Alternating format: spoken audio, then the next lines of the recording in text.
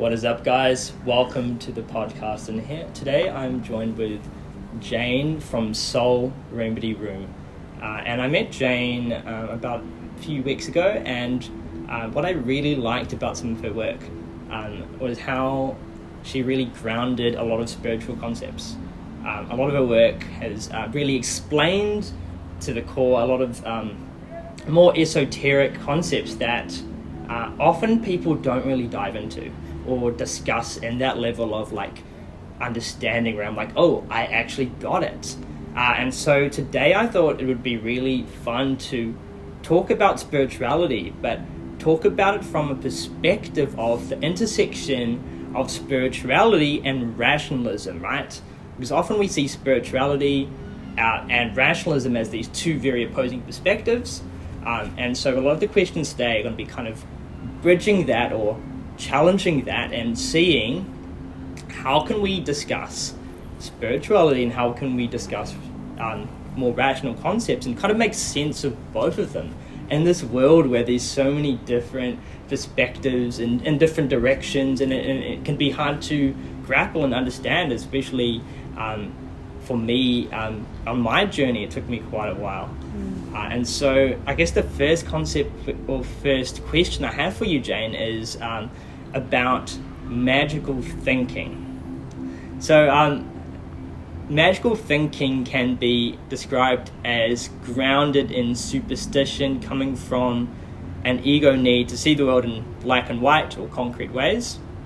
Like, if I do this rite or ritual, if I do this thing, if I perform this sacrifice, the rain god will be happy and my fields will be watered. We can see the lack of developmental maturity in something like what's described in spiral dynamics, which is a type of integral theory. It's a type of theory that describes how humans develop in their ego. And they talk about this in the second level. This is presented in the second level. The second level spiral dynamics is the purple phase or magical animalistic phase. Here the world, here life is a world of magical good and bad forces. Your goal at this level is to align with the right forces, to have the right gods on your side. For obvious reasons, if you're watching this, you can probably understand the downsides of this, like the lack of rational critical thinking. Now, somebody that's very rational might see what psychics and healers are doing and think, well, it's the same thing. It's coming from some wish for something to be a certain way, right?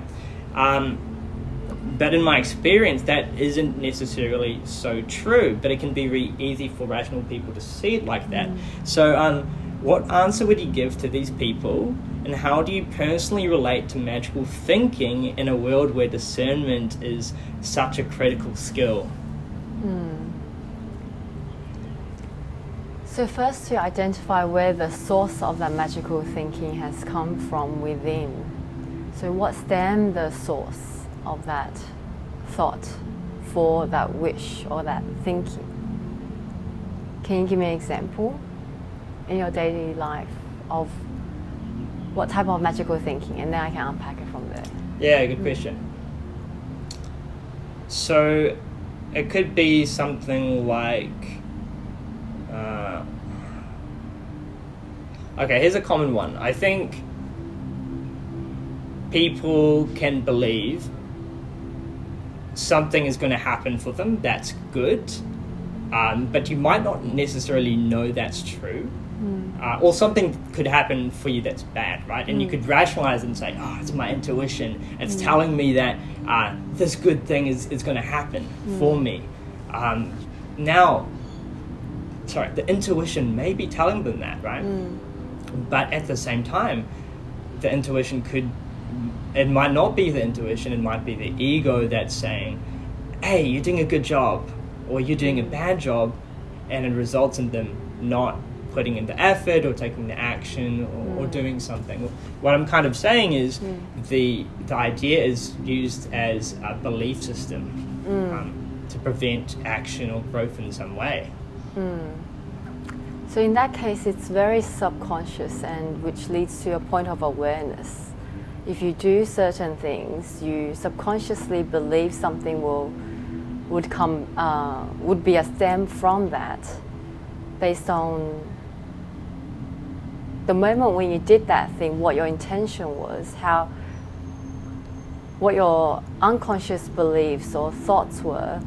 So these are all very unconscious, and then when something happens down the track and it appears, your subconscious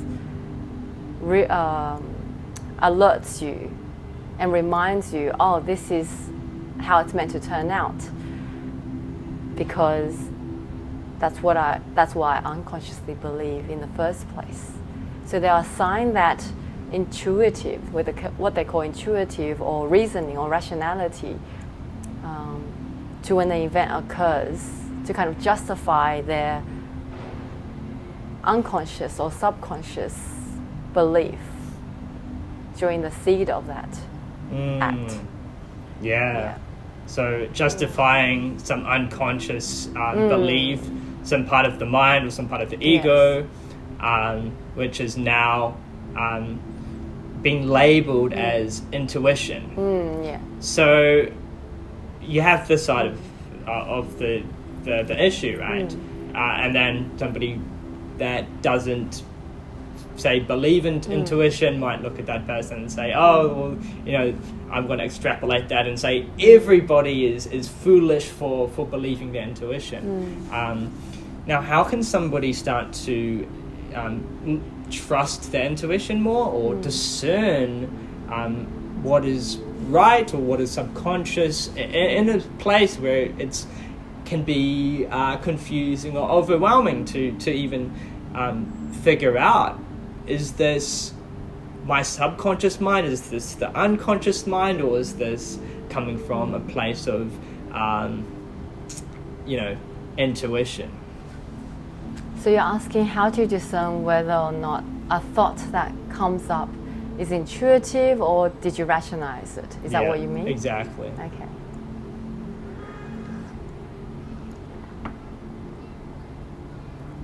So with rational thought, you can expand it. It's like a self-talk. With rational thought, you can give it linear thought processes to explain the thought. Whereas intuitive is, there's no beginning and there's no end, and there's no rationality to it. You will find need to become so aware that when you try to explain the thought or explain the idea, you're trying to think of how to explain the idea. So when you're trying to think, you're trying to rationalize the intuition. Whereas if it's just a rational thought, it comes with it, a linear thought process in which you don't need to try to rationalize. Right. So bring that awareness to when the thought comes up, and then discerning, and the moment of discerning that, what kind of state are you in? What kind of mind state are you in? Normally, the most obvious is intuition. It's often against your rationality. But if you're rational enough, you can always rationalize the intuition. But oftentimes, you realize that you're trying to rationalize the intuitive thought, whatever that thought is, because it's not what you normally would think, or it defies your normal odds. So basically, you're kind of saying there's a chain of A, B, C, D with the more rational thought. Yes. Or at least you have a thought, and maybe you know C, D, but you don't know A. Sometimes I think that can be the case, where you can know like part of the chain, but not the entire chain. But with intuition, it's as if it's spontaneous. Something arises. Now, and maybe you don't have to answer to this, I'm just going to bring this up for argument's sake. Somebody might then say, but a thought arises in my mind, but you don't really know where that thought comes from, right? Because it's like, did it come from because yesterday I thought of that movie Also, I saw a poster of that movie, and now spontaneously the thought of, I should see that movie comes to my mind, and it's the unconscious mind. I saw the poster, I forgot I saw the poster, but now it's coming up, and I'm like, it's my intuition, and I should watch the movie, and you go and watch the movie, and you're like, maybe it wasn't your intuition, or maybe it was, who knows, but that's just an example of like, okay, maybe something from the past signified that, right? And that's very good example. So in that case, it does not matter if it's your intuition or if it's not, because your emotional response, what you're drawn to, indicates what you need in that moment. So we have billions or millions or thousands of subliminal message every day. And not every single one sparks our soul. Yes. So if it does spark, if you have an emotion, if you have a gravitational pull, if you have attraction towards something, then that's what you need. And you can rationalize that as intuition, or you can rationalize that as maybe that's just something that you're interested in. But that in that moment, it does not matter. True. Yeah. So in that example, it's more of questioning why are you attracted to seeing that movie? And if there is no reason, see, that's where we come into rationality. If there is no reason for you wanting to see that tomorrow or next week or with that particular person, then it means you're being called to. If you can quickly say, of course that's something that I like to watch, I've always wanted to watch it. So that's A, B, C, and D and chain effect. It's just that you're being reminded that you need to watch it. And which is still comes back to what I said earlier, it does not matter, because if you're being called to, if you're being reminded and you feel the pull to, then you should. Yeah, rationality or intuition does not matter in that case. Right. I see. It only matters when when a thought comes up and you can rationalize it, but you feel different about it. That's when you need to use intuition to discern, or use whether that's self-awareness mind, I guess, to discern, is that actually for me? Is it intuitively for me, or is it rationally, logically for me? When there is a mismatch. Let's talk about rational thinking versus intuitive thinking from the perspective of like what I've noticed at least is that rational thinking kind of puts you in the box of the rules that are governed by rationality, right? There's certain implicit rules, one of them being, we have to know the reason, or have a chain of events that leads up to something. Yes. So in a sense, it's kind of putting you in a box. But then the box is useful from the perspective of communication. So I can say, here's the rules that I'm operating by. And if you don't operate by those rules, then I can point out, you were playing outside the rules. You weren't following the method or the scientific method or whatever framework or method you're using. Now with the explosion of spirituality and the explosion of different psychics, healers, and people with like different perspectives, and I follow a fair bit of that, energy updates for the month, or different astrological systems that aren't governed by that same causal chain of A, B, C, D, or necessarily we can figure out why every step along the way makes sense. So how does somebody start to discern better for themselves what is more I guess right, I don't know how to put the right word, but more correct, or what is valid, what is not so valid, right? How does somebody navigate this space for discerning discerning whether something that's intuitive, some message that's intuitive is correct or not correct? So taking what you just mentioned with the energy updates and versus some kind of rational report of A, B, C, and D leading to economic, different economic cycles or growth. Even the astrological updates is people, whether that's psychics or whether that's energy readers or whether that's fortune tellers, trying to rationalize what is happening in the dynamic energetic field or the cycles. So they are not necessarily being intuitive either, because they're trying to find a pattern in the ethers or in cosmology or in the astrological perspective, based on their field of awareness, based on their filters, their expertise. However, from a grand scale, macro scale, yes, there is cycles, but then if you funnel that down to a minor scale, which is a day-to-day, a person's day-to-day living, the way to see it is realize your own internal cycles and be intuitive with your own cycle.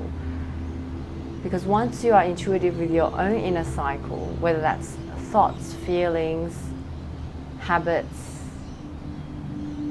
changes, behavioral patterns, when you become aware, then you can make changes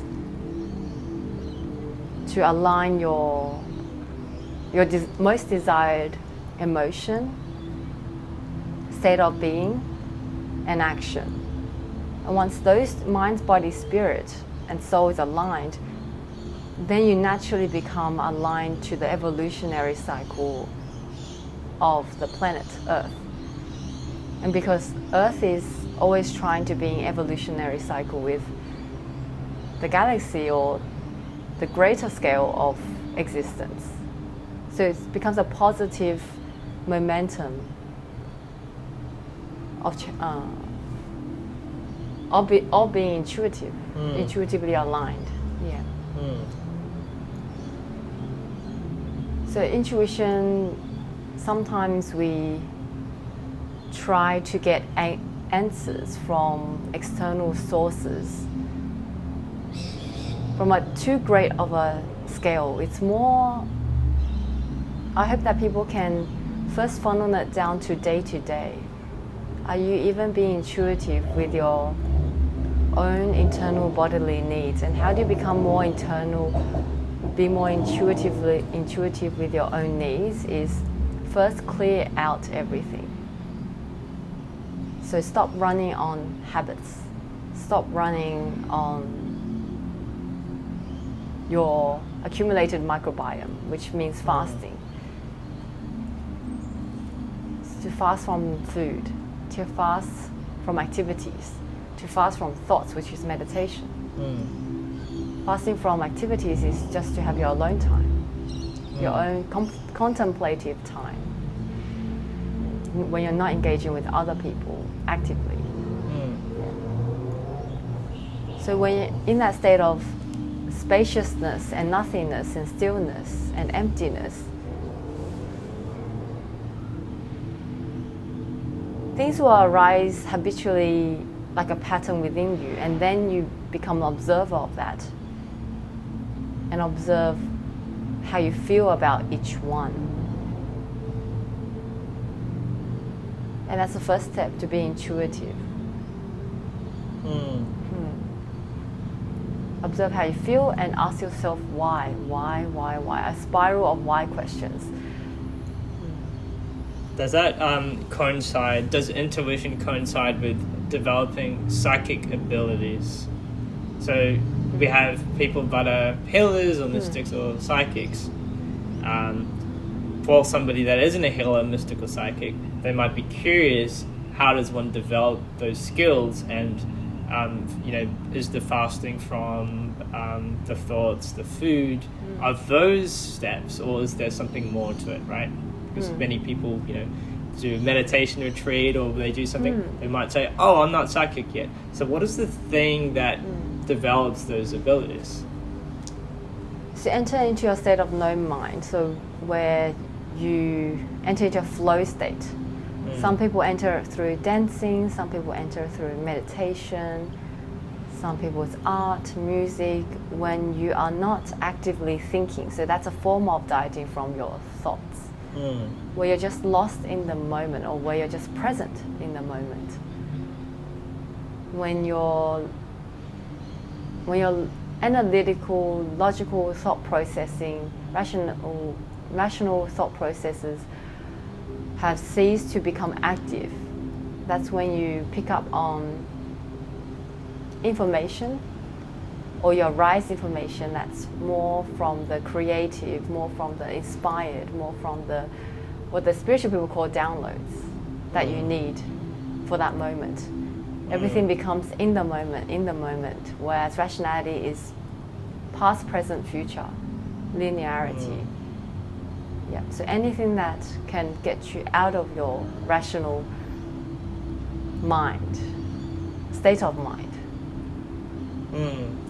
So that's why there are so many practices to help do that, whether it's entering into a retreat place where you don't usually think about work, because that's where you use where your rational mind automatically kicks off habitually.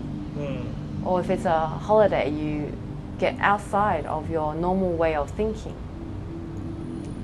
traveling. Or that's meditation, where you just seize everything. Yeah. Or when you're eating really delicious food, you're lost in the flavor of that food.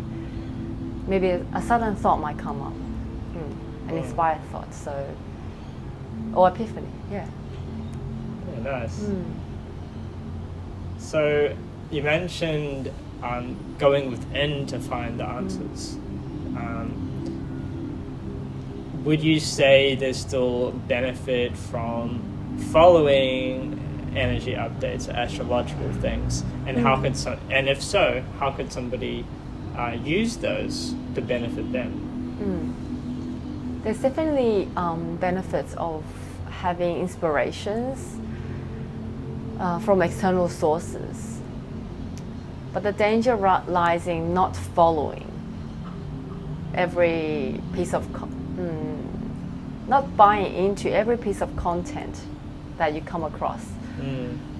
That's where you have mentioned discernment, intuitively what's right and wrong for you, even if it's from a psychic, even if it's from a guru, sadguru, or if it's from a really high status professional.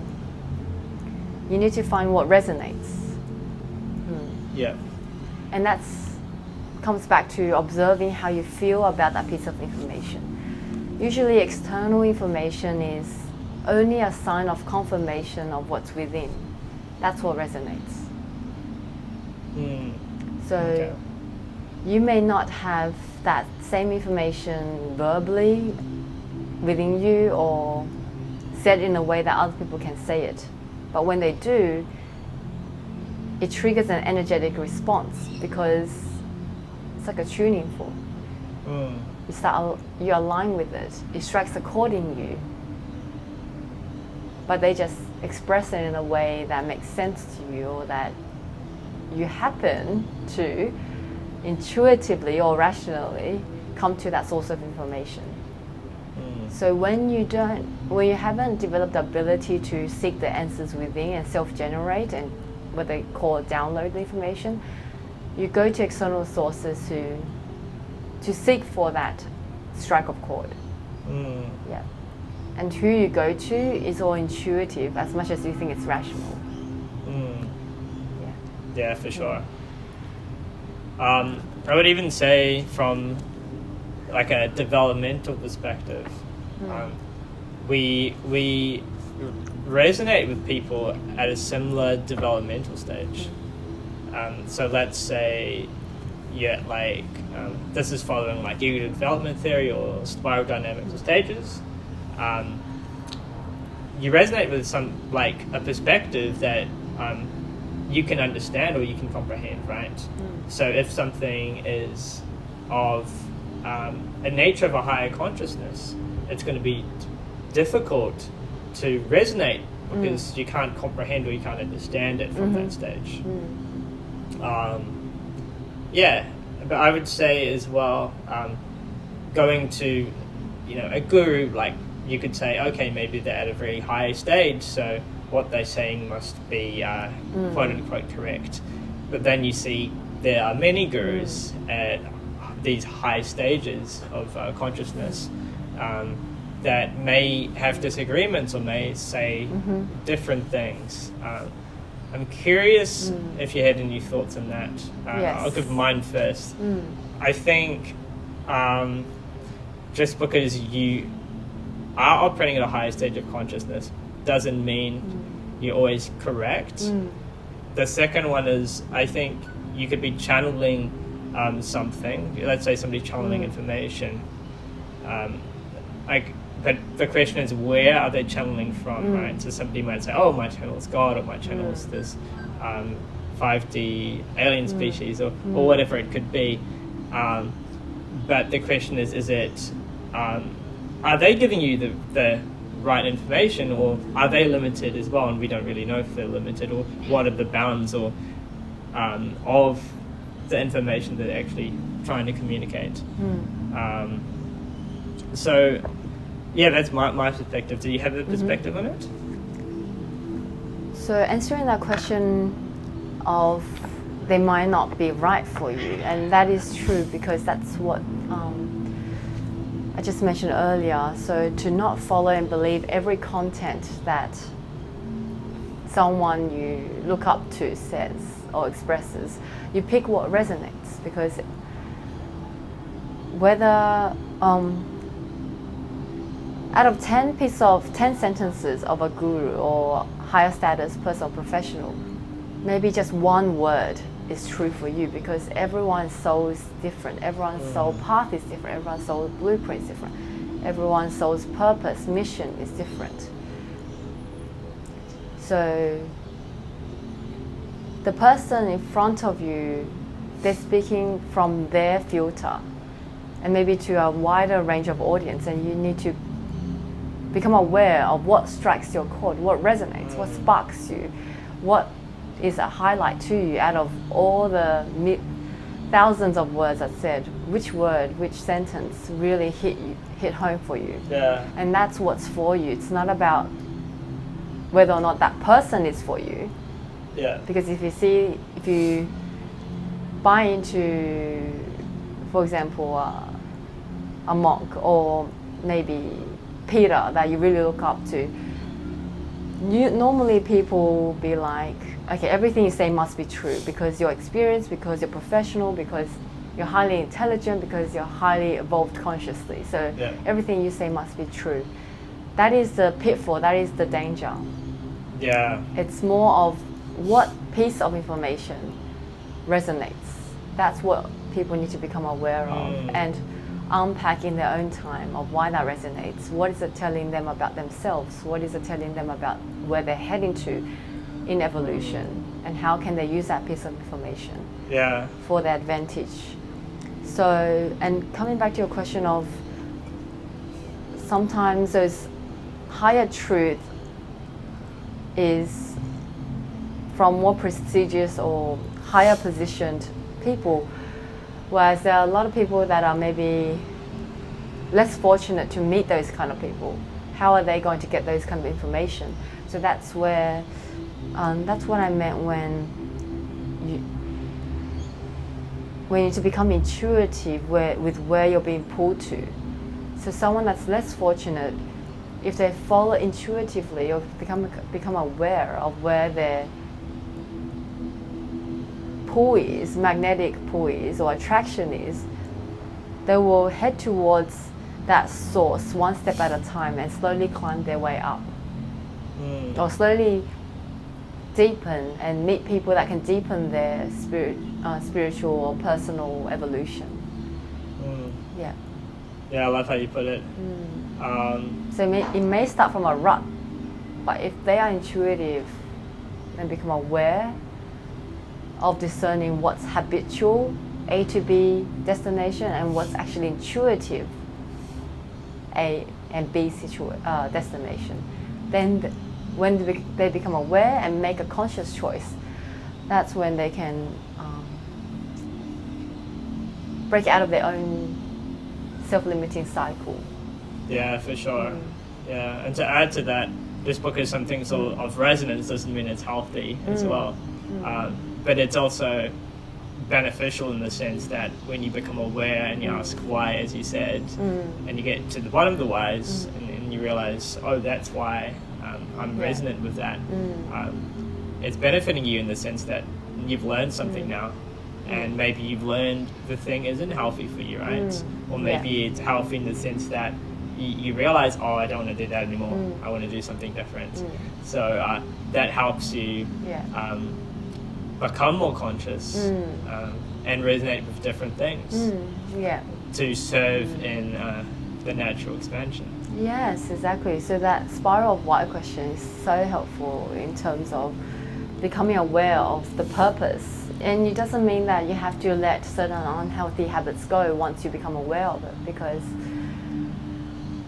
if you leave any habit or thought or act or feeling go prematurely, it's only going to backlash because you've suppressed it rather than letting it naturally evolve and transcend through your own will. Yeah, I love that, bringing that back to your own personal journey and the direction you're going in rather than some depiction of what it should be. A common trap, I would say, is a different topic. To do with shadow work in the process of healing is somebody could be really focused on healing, but that takes them away from the present moment. It takes them away from the satisfaction of here and now.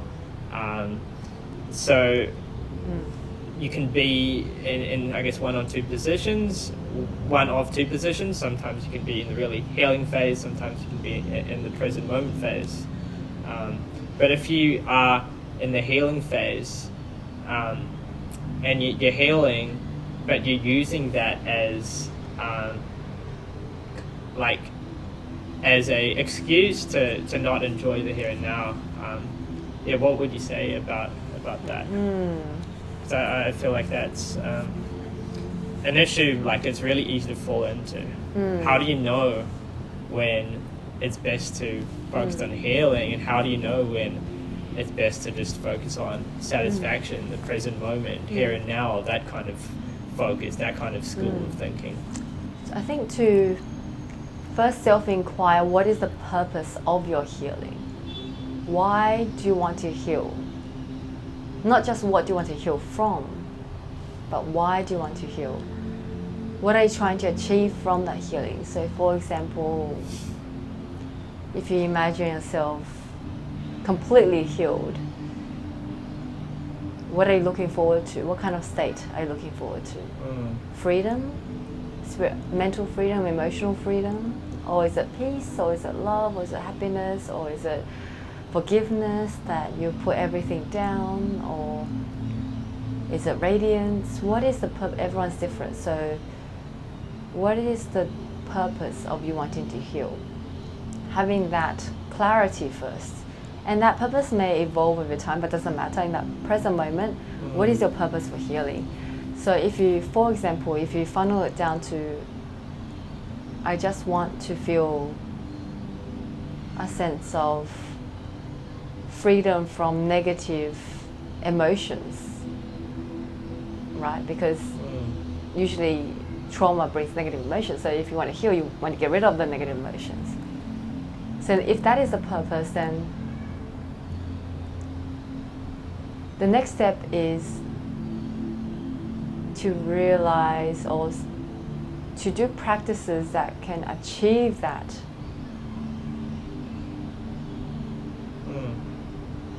That of what you want to feel, or that state. Okay.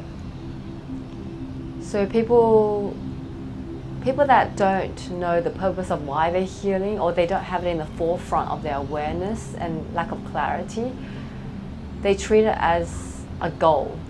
They treat it as an act. I need to heal. It becomes a verb rather than. What are they It's healing? just rather than a noun. It's just life is a process of healing. Life is a process of evolution.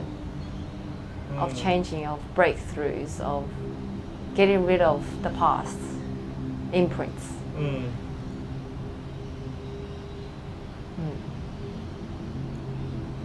Do you have any recommendations and like practices somebody could do? I know you mentioned following your intuition, but is there any like practices that you found are like really helpful compared to other practices, right? Because we have, I guess just in general, if you had any like, just curious if you had any like practices where you're like, oh, this one's really good for this thing and this one's really good for that thing, right? Or yeah. For what kind of things? What kind of purpose are you trying to achieve? Oh, just like what you've known, like generally in your like coaching or practice. Are there any recommendations you generally have for people? Depends on what they need. Okay. Like what are they looking for? Okay. Because with, like I just mentioned, having clarity of what do you want to experience in your life. In your most ideal state that you can imagine, that you're most happiest in, what is that state like? Because everyone's trying to achieve their best self, their highest version of self. So, and everyone is different in what they want to, what their definition of the highest version of themselves is, and everyone's different in what their most preferred state of emotion is on a day-to-day. So different practices offers different results. So different purposes comes with different practices. Yeah. So I don't have one size fit all recommendation. It really depends on the person. Yeah. Yeah, that's it. And that's part of the intuitive. For me, as a healer or a counselor, that's where my intuition comes. That's where my higher self communication comes, because everyone is different. So it needs to be tailored. The solution needs to be tailored. There is a general suggestion, but usually general suggestion does not hit the sweet spot for people. That's why people go from one practice to another practice to another practice. Yes, all of them do help, but none of them, unless they make it their own proportion and their own style, none of them really solves fundamental problem or purpose. Yeah, I totally get it. Because they're not like individualizing it to their situation. And I see that so much with like there's so many practices out there, you know, it could be even overwhelming for somebody that's like venturing into space. It's like, oh man, like there's like breath work and there's like shamanic healing and there's like Kundalini activation process here and there's like Reiki here and there's like, oh my god, like what's going on, right? So it can be kind of crazy, and I like what you mentioned, which is bringing it back to intuitively, what do I feel drawn to, and for me, what is the ultimate feeling or state that I want to achieve? What is my purpose? For wanting that, or directing where you want to go, finding the technique or the tool that matches up with that, and then noticing am I making improvement or not in this direction. So both a trust in what I resonate with, and then an understanding or a monitoring of like, okay, I'll give myself X amount of time to practice this and see if I'm going in that desired direction. And maybe you are, maybe you're not, right? Because sometimes people stick with a technique or a set of practices for years.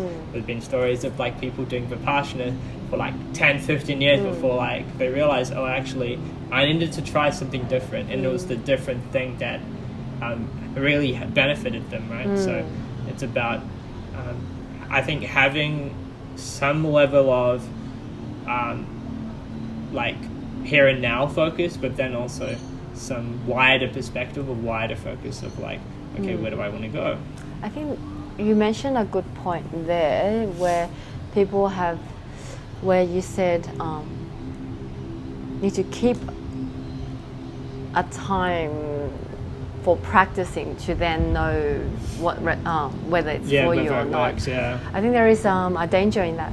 Can you help me turn on the lights? The first I was button? going to say that as well because the camera won't be able to see Yeah. anything now.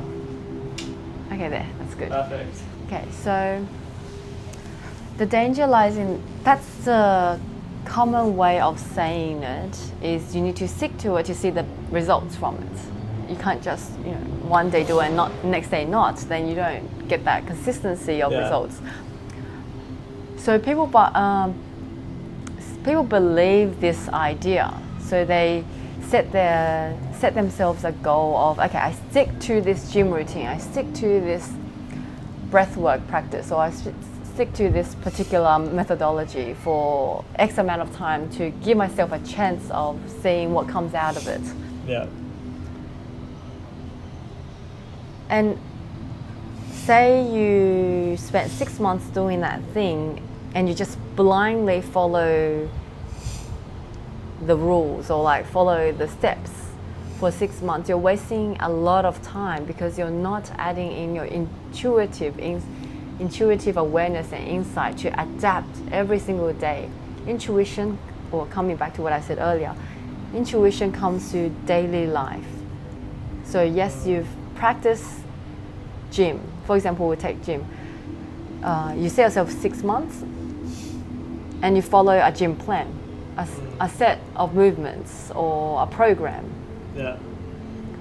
People blindly follow that program because they're familiar, they build a habit and they become familiar and they just do it repetitively without effort.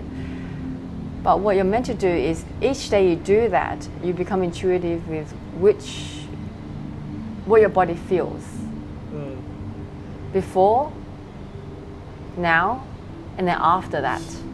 And then adapt, incrementally adapt. And maybe, for example, day 4, you suddenly want to change a particular weight or change a particular style or position or movement.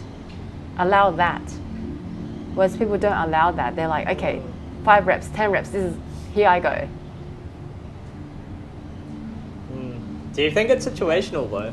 Because let's say you're meditating and in Vipassana at least, it's about not having the craving and aversion, right? So imagine some aversion comes up in your body or some thought or something. You try to push it away.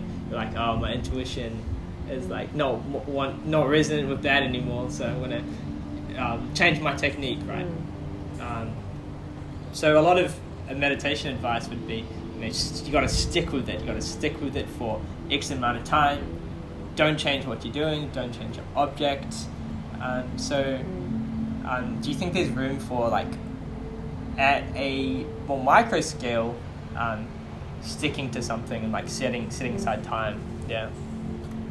Yes, actually, it's more opposite. It's actually opposite. Okay. On a macro scale, set yourself time. On a micro scale, adapt to what your mind, body, and energy needs. Okay. It's adapting the way you do it. Yeah. But still within the time frame, because you can always change time.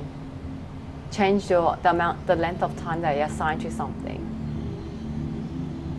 But you need to first have the time to give yourself the chance to become intuitive with the practice. Yeah, I see. Yeah, I think it depends on the thing for example, you're doing.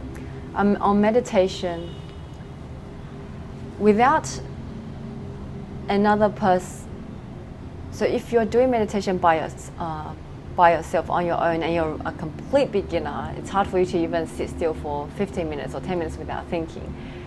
So you would think, okay, I'm going to set myself 30 minutes a day or 20 minutes a day. I'm just going to force it to make it happen. Yes, you can do that, but you're not getting the maximum results from it because you're forcing yourself to do the practice and you're not even intuitive with the whole process within.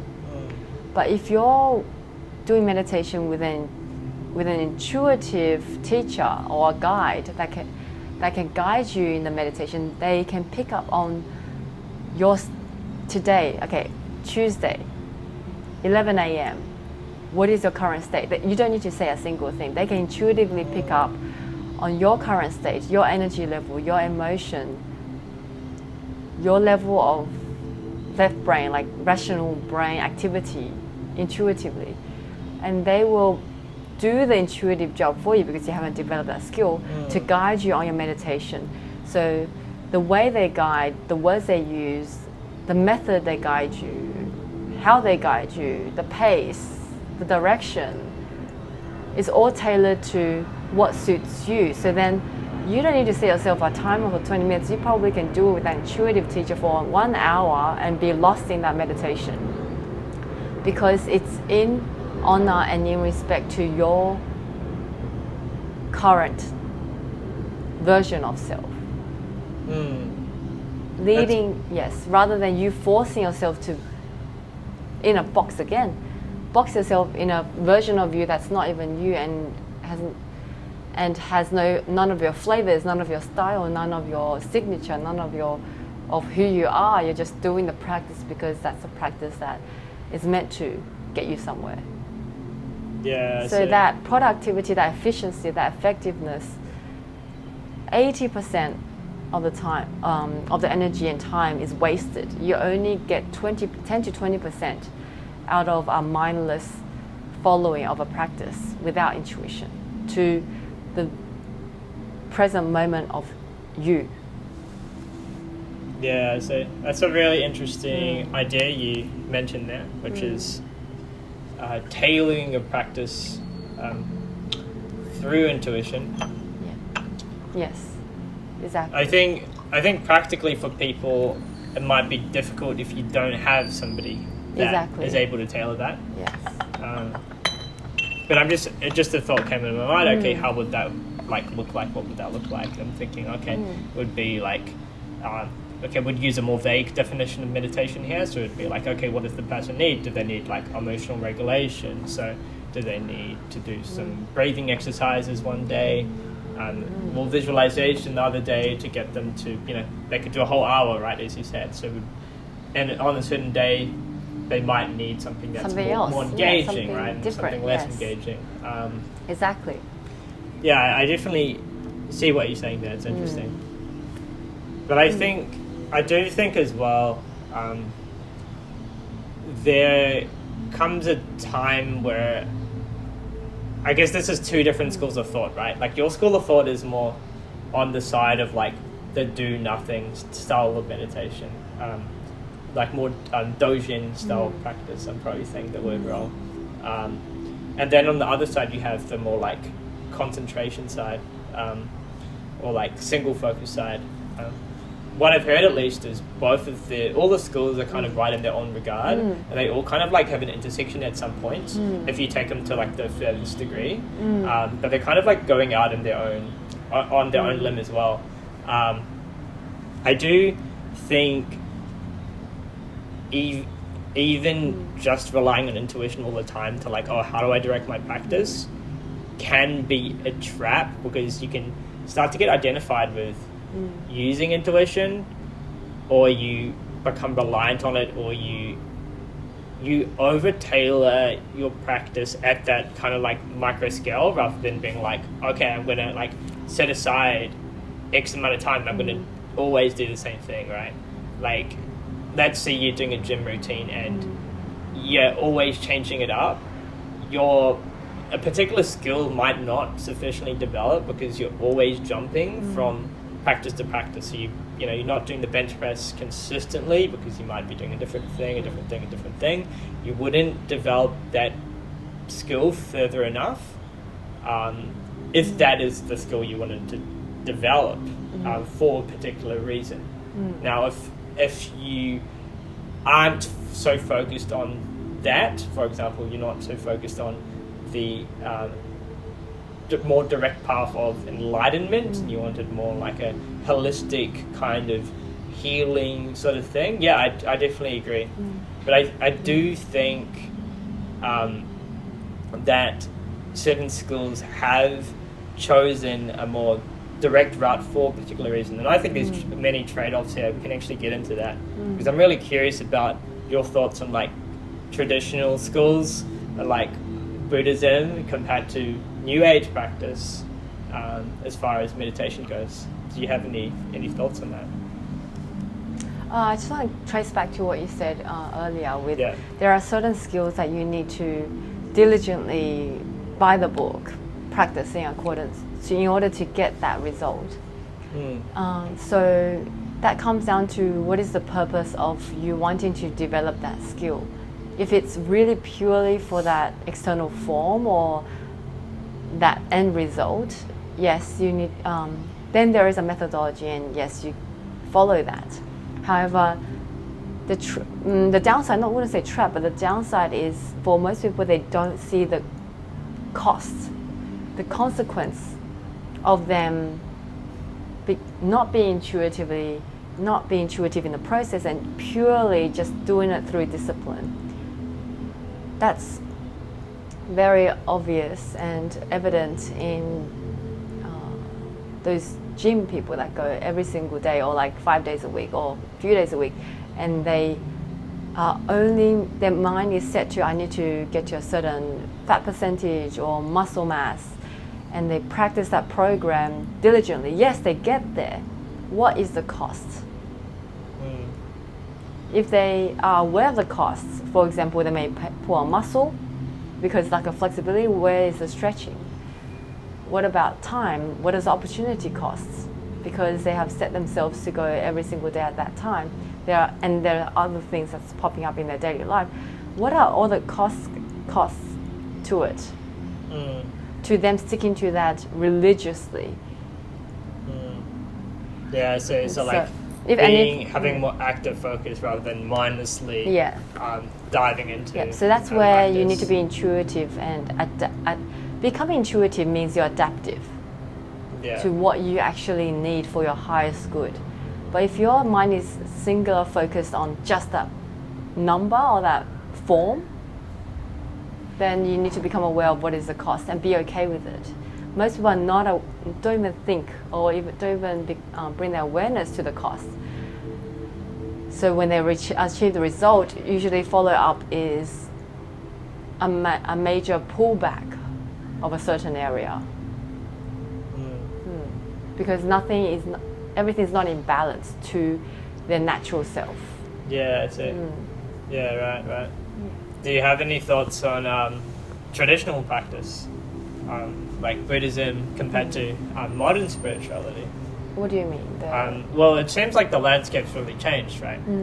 Looking at what we had in religion and then less religious type of stuff like Taoist or Buddhist, at least, but doesn't really reference or talk about God per se, but it's more about like our practice. And now in modern spirituality, which is very vast, very differentiated, that's a very different kind of approach, different type of philosophy, belief system to what was practiced, for hundreds of thousands of years. So we're living in very unique times.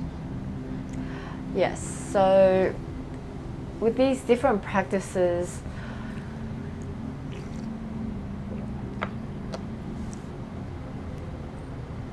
they have different audiences. Yeah. All of them is valid and all of them is worth existing because they serve different people, different aspects that they need. So Taoist or Buddhism or Hinduism or religion or New Age spirituality, all of them have their own audiences based on the soul's evolution. So there is no one way is more suitable than the other way for everybody. Yeah. Okay. And even within different spirituality or religion or traditional practices, It's just like the same idea as listening to a monk speak or a high spiritual person speak. You extract what you need from each modality. Unless your soul's path has already predestined or is wired in a way, it's planned in a way that you really resonate with one methodology. And everything about it just strikes a chord. So that's how you get devotees, because every part of their soul aligns with that methodology or that practice. Yeah. Yeah. So nobody can convince another person of, traditional is, is too traditional now. Like, doesn't apply to where we are now, or like New Age is better than traditional, or traditional is more wise than New Agey. That is all judgments. It's what works for each person that matters the most. Yeah, that is true. To some extent, this is where I would. So I agree and disagree, right? You could have something that is a better tool technique at a particular thing than something else. Now, there's obviously personal resonance. Yes. But I think you can also say that a certain thing is actually better at achieving a certain result than another thing. At least in spiral dynamics, they call it green stage. This is where most of the hippies are, where it's like love and peace, but also they have this they develop this philosophy that everything's the same, because you just go through the stage before, which is orange stage, where you're like, you've dealt with the hierarchies, you've dealt with capitalism and hierarchies and things being better than other things, and you're like, oh, I'm tired of that. That's obviously not serving me. So a more mature perspective is actually the green stage, where it's like, oh, I see value in everything. But the next stage above that is realizing, actually, there are some things that are better than other things, and certain people are better at certain things than other people, right? So it shifts back to a hierarchical nature, but it's a more mature hierarchical nature. You see the difference of value, rather than having a one blanket of, everything in existence is valuable and everything is the same. You start to become more aware of what about that, what is it that's most valuable in particular things, and even that is different to each person. There is the universe is not judgmental in saying that meditation is just better in some way than yoga or like something else. No, it's that person. Meditation is better for that person at that time. At that level. At that level, yes. Yeah. At that, and it's going to evolve over time as well. So that's where whatever stage is like whole and complete in itself, and it will be transcended eventually. Yeah. So everything has its place and its value. Yeah. Yes. Yeah. It's like the idea that like first you integrate, then you transcend. Like you get exposed to some information. And discernment is that part where you mentioned earlier, like how do you discern? Discernment is so important. Yeah. Yeah, for sure. Yeah. To discern the value of each thing, how it serves you. Yeah. Yeah. Okay, well, I have maybe one or two more questions and wrap up. Yeah. Okay. Was there anything you wanted to like talk about in particular, by the way? Sorry. Anything like in particular that like you want to talk about, or like any particular direction, or anything that's on the topic of spirituality? Yeah, sure. So, do you know Dr. Joe Dispenza? Yes. Right. So, what he talks about is often very present moment focused, right? Like, focus on the here and now, and feel the energy in the body, and feel like love, and feel the heart, and feel like really powerful. And he talks about, when you think about memories of the past, the emotions and the hormones that relate to that memory start to rise, and they plague the body. So that's one school of thinking. Another school of thinking is the more shadow work, Till Swan type thing, which is like, actually, let's dive into the past and let's see what, why things are the way they are, and do work in seeing things differently from that perspective. Do you have any thoughts on these two seemingly opposing perspectives, and do you think they both actually work, or do you think the Joe Dispenza style actually gets people to a certain stage, but they still have to revisit the past? Basically what I'm asking is, do you think revisiting the past is necessary, or do you think the neurons in the brain and the traumas will just be released on their own?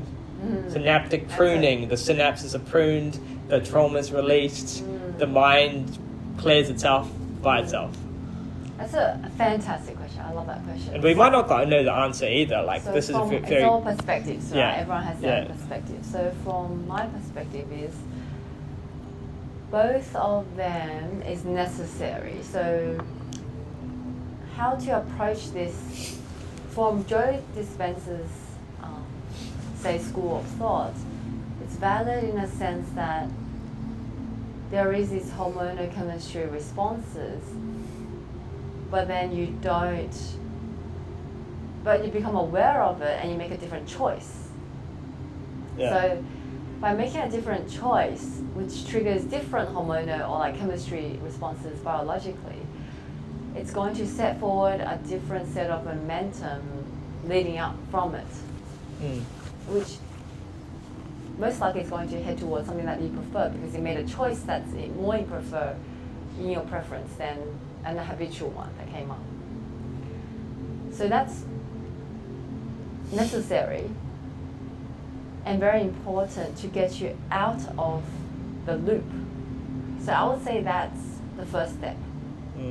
Become aware, make a conscious choice heading towards something different that you prefer.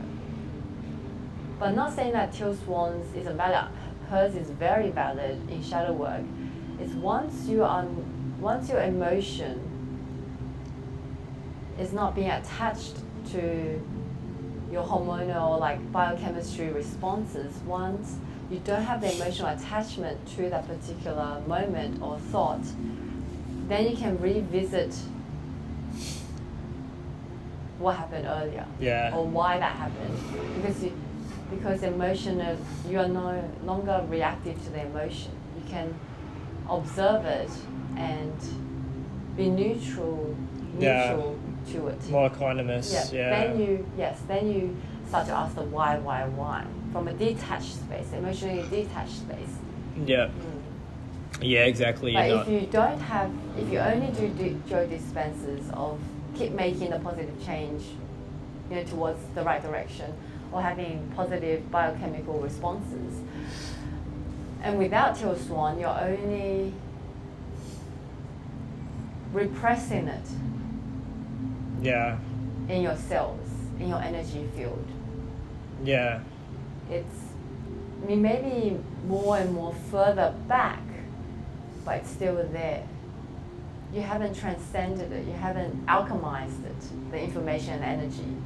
It's still there. So that's where Till Swan's work is so important in alchemizing the energy and the information and reprogramming the information. So what's there is changed in the field and doesn't one day trigger or somehow gets passed down. It's like without seeing things from a macro lens, or without seeing, this happened, you might not have the cognitive shift to move in a better direction. You might not change how you think about it, and so you might recreate the situation again in your life. although you may have a temporary relief. But I think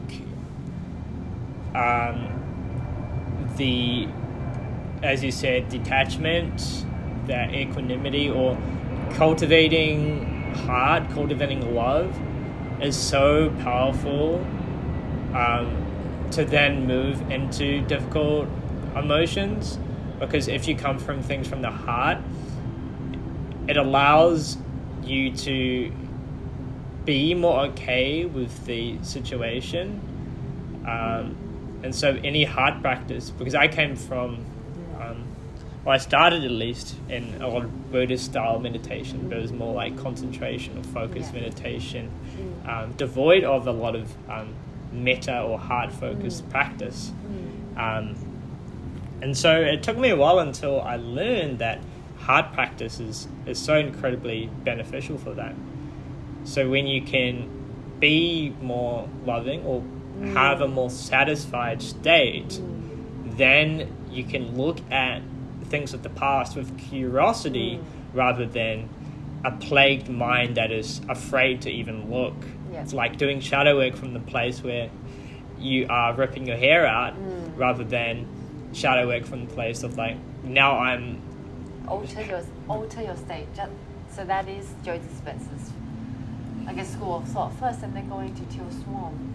Yeah, you bring yourself to a different state, the right state, to do the shadow work. Then the right state I think you kind of need to be in. I would say maybe shadow work shouldn't be done by everybody in every state. Maybe regulation is needed first. So if you have some emotional, physical regulation, you're feeling better in your body, then your mind will open up to allow that. So whether it be some breath work or TRE or anything like that, then now you can move into shadow work from a more productive space than if you didn't have that.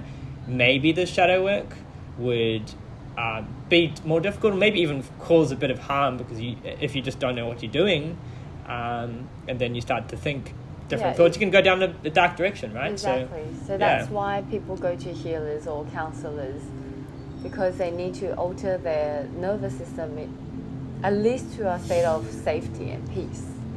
They trust, which calms the nervous system. Whereas you can do your own practice, which is enter into a heart space through however which way, but it's the same thing.